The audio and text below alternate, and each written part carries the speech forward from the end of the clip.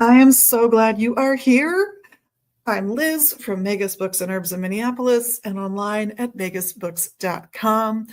It is Divine Saturday in my world, so let's talk to the hands, shall we?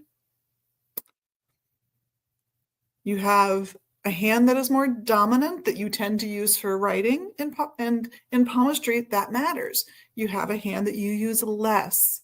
It's just not quite as coordinated, not quite as strong for most of us. If you are ambidextrous, lovely. Fully ambidextrous. I'm slightly, but not fully. So I do have a hand that's more capable than the other. That dominant hand in palmistry is, because it's worked harder, it's done more stuff, is more reflective of where you are in life today.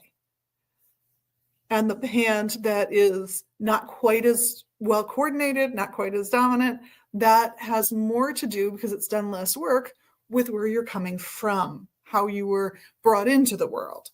So sort of the starting point, sort of where you are now. You can think of it that way. And there's two big things people look at when they look with hands when they're reading palms. The mounts, which are the bumps on your hand, and the lines on your hand. So the mounts don't change a whole bunch. They might get a little more prominent because you're working with that hand or working with both hands, but they generally, they're based partly on bone structures. So they are, if they're a little recessed, they tend to stay recessed compared to the others. If they're a little big, they tend to stay a little bit bigger than the others. So they tend to be like your characteristics, what you bring to the table, even how that's changed, but still what you bring to the table. The lines are more of a recording of where you've been and how it's affected your life.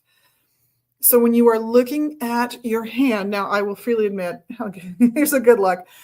I have almost all the lines. I just have a ton of lines. I'm a great person to study palmistry on, including for myself.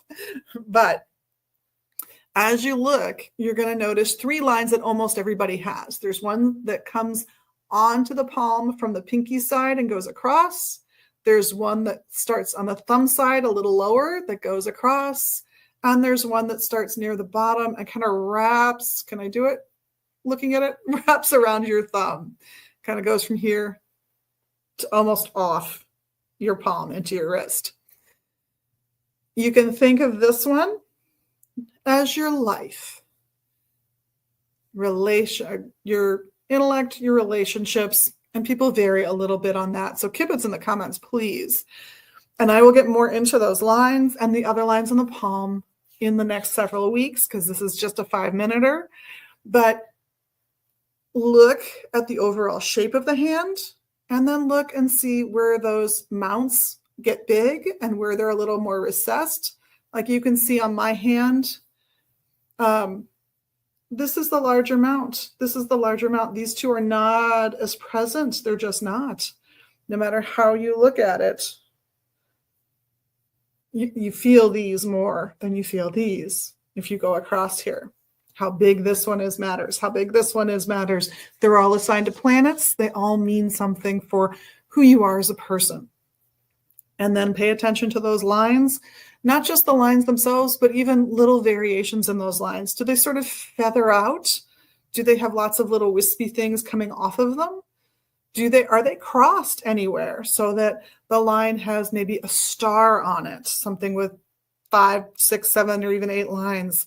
Is there a star on it?